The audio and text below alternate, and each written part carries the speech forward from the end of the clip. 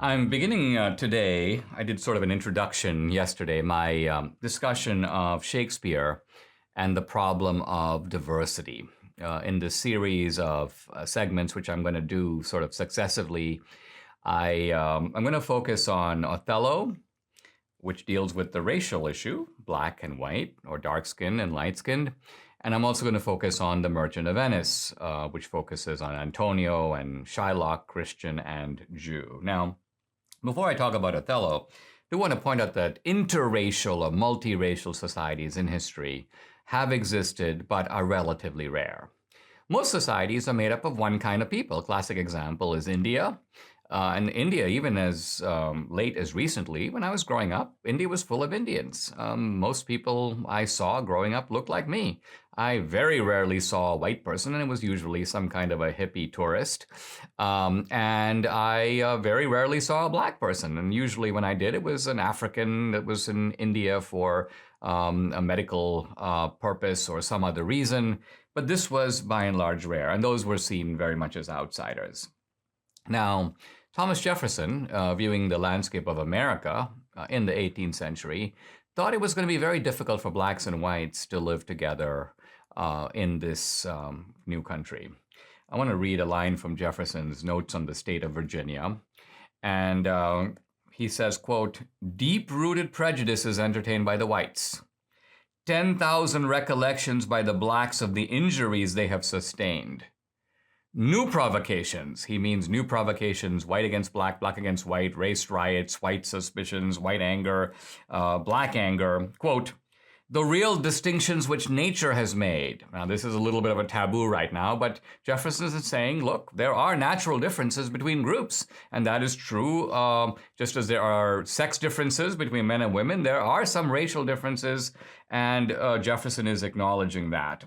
And then he says, "will divide us into parties and produce convulsions which will probably never end but in the extermination of the one or other race." Wow. Jefferson is saying in the end, it's not going to work.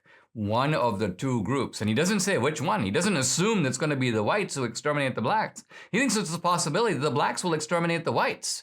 But either way, it's going to be, he says, a bloodbath. And before we sort of blithely dismiss it, oh, let's look around us, it's working beautifully. Well, first of all, it's not working beautifully. Second of all, it is only sustained by massive organs of propaganda and browbeating. And the question is, why is it that it's so difficult for people who come from different races, backgrounds, and maybe have different histories? For blacks and whites, it's not so much histories outside this country, but histories in this country to coexist. Now let's turn to see if we can get some insight about this from Othello. And I'm only going to begin the discussion today by sort of introducing the play. And the play is kind of strange. You have a man, it turns out to be a dark-skinned man, Othello, who wrongly suspects his wife, Desdemona, of adultery. This suspicion is cultivated by a very diabolical and sneaky man who wants to harm both Othello and Desdemona, but mainly Othello. This is the villain Iago. But nevertheless, a man wrongly suspects his wife of cheating on him. He kills her, and he kills himself. Now, normally, if the ancient Greeks were to handle this, it would have been a comedy. Why? Because for the ancient Greeks, this is preposterous. This is like absurd. First of all, the evidence on which Othello acts is extremely flimsy. It's kind of a handkerchief. Othello jumps on it and thinks it is clear proof that his wife has done this, but it's not proof at all. But nevertheless, Othello's convinced it is. So for the Greeks, tragedy was the subject of myth. And tragedy was based upon things that sort of created a convulsion in society as a whole. Notice that this tragedy only creates a convulsion. It's a domestic tragedy. And for the Greeks, domestic matters were kind of small and laughable. And so, as I say, if Aristophanes had to handle this, it would have been ridiculous. You'd have Othello would be a clownish figure.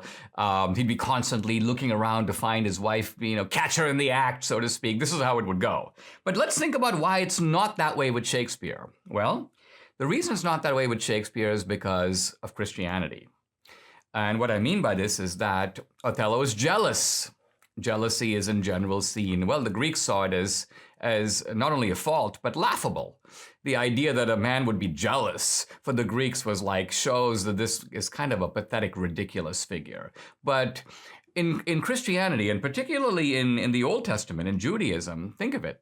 The God of the Old Testament is jealous. He's a jealous God. And he's not ridiculous. So jealousy suddenly begins to take on a whole new meaning. Why?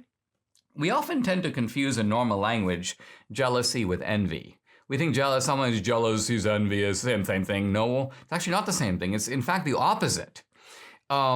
Jealousy is essentially being angry. Both are forms of anger, by the way, but jealousy is being angry because something is being taken from you that is yours. Envy is being angry because you don't have something that somebody else has that you have no right to.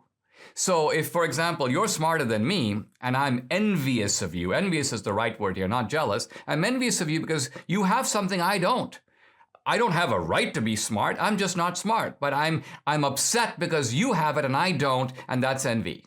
But on the other hand, and in the case of adultery, Othello has a right to the fidelity of his wife.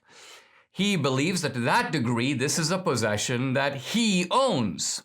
In other words, her commitment, which she gave when they got married. So that's why Othello is angry. Now, just a couple of words about Othello that are absolutely critical. We think of Othello, typically when Othello is played in America, you'll have an African American, and it's no problem to do that, have a black actor play Othello. But Othello is in fact not, well, he's certainly not African American, but he's actually not in that sense Negroid at all, racially. Othello is dark-skinned but Caucasian. And this may seem like an odd thing for me to say, but Othello is a Moor. And the Moors were essentially Arabs, Muslim Arabs, who had conquered parts of Spain, had conquered parts of Europe. They've built Moorish castles all over Spain, for example. The Moors aren't Negroes. They are, in fact, Caucasians, but dark-skinned. Think of someone like Anwar Sadat, and you get a better idea of what Othello, in fact, looked like.